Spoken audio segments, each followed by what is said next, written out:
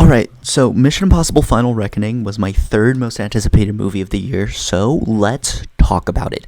Now, I think that this story of the final Mission Impossible movie, hypothetically speaking, because in my mind, the Mission Impossible movies are only going to end when Tom Cruise dies during a stunt, because it just seems like that's where it's going, with everything that he does in every movie getting crazier and crazier, and the fact that the doctors literally told him after the fourth one to stop doing his own stunts, and he's only done more intense ones since, really lets me believe that he will die on set. Not that I want him to die on set, let me clarify that, but let's be honest, it's what everyone's thinking is going to happen. But if this is the last one, they do a good job of wrapping it all up, and I do think it is pretty interesting how they connect previous installments. Like, there are callbacks to every single Mission Impossible movie except for the second one. The second one is the one that gets the least amount of callbacks to in this final one, which I think is even funnier. Because personally, I'm not a big fan of the second one, but the rest are all fire. But it's just great, and I really do like the continuation of the AI entity storyline, and the way it is defeated I think is really cool and interesting.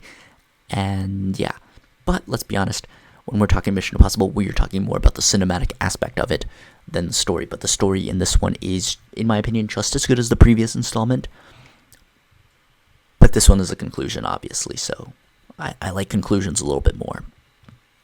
So, hand grenade score here. Now, the cinematics. This movie is a treat, and you should already know that. Cinematically speaking, the Mission Impossible movies have all hits, no misses.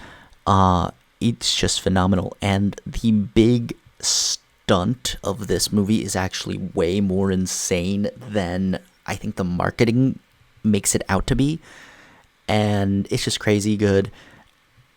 And I'll have to talk more about the movie later, but all you need to know is that the cinematics are still on point as always with these films. And yeah, fire, hand grenade score.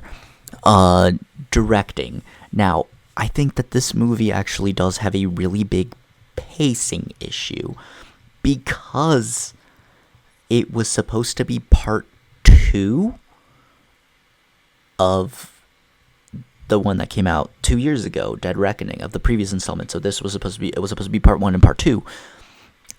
The way that they then handle that, I think it's also because of the financial disappointment that the previous one was. They do spend a lot of time recapping Mission Impossible for you and like spoon feeding you all the information you need to know, instead of what they previously would do, which is just, yeah, you know what happened last time. But I guess it's also a caveat of how he doesn't really need to accept a mission because he's already on this mission.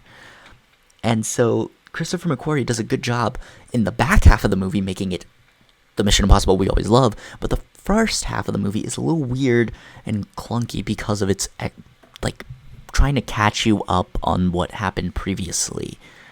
So yeah, it's a little weird, but it's still really solid.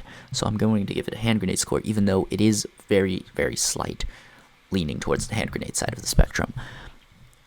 It's just, I don't know, maybe a rewatch will make it worse or better, who knows. I just know that I am rewatching this movie because that was awesome. Acting, the performances are always great, but you're always admiring Tom Cruise for all the insane stuff that he does. Yeah, really good. Hand grenade score from the whole cast, because it takes a lot of work, but my favorite part is how, like, kind of self-aware these Mission Impossible movies are, and it just makes it more fun. Yeah, expectations and experience, this movie was awesome. It exceeded my expectations, although I cannot say that it's better than the last one, just because I think the last one just felt a little more grand in scale, but this one also still feels really grand in scale. Just for some reason, I just think the last stunt was just so cool, but this stunt is also really cool, and that's how I really make the tiebreaker on these movies on is which stunt was cooler, and it's really hard to pick between. And like I said, I enjoy a lot about this movie. Maybe a rewatch will make this one my favorite over the previous one, but no certainties yet. But yeah, I really enjoyed this movie, and I think I'm one of the few who will just keep singing praise about it because I do see the criticisms and I do like them, but hear me out. It's cool, and sometimes the rule of cool is all that really matters, especially with these movies because they usually are really dope. But yeah, Certified Hand Grenade movie. I loved this. I cannot wait to rewatch it. I'm geeking out over it still. I was jaw dropped during it, and one of the best parts, in my opinion, is how everyone comes back except for Jeremy Renner. Like there were some appearances of characters that had me on the floor, jaw dropped, and it was crazy because I didn't really watch that many trailers for it. Like I swear, I think they only dropped one trailer for this movie and then they released it, which, by the way, somehow worked because my theater was packed, and this was a 3 p.m. showing. Like it was the middle of the workday. I had to see this at the earliest possible opportunity. But yeah, Certified Hand Grenade movie. If you enjoyed, leave a like, comment down below your thoughts and opinions on Final Reckoning, if you've seen it or not, or you're now planning on seeing it. Subscribe if you haven't already, and other than that, I'll leave you guys to it.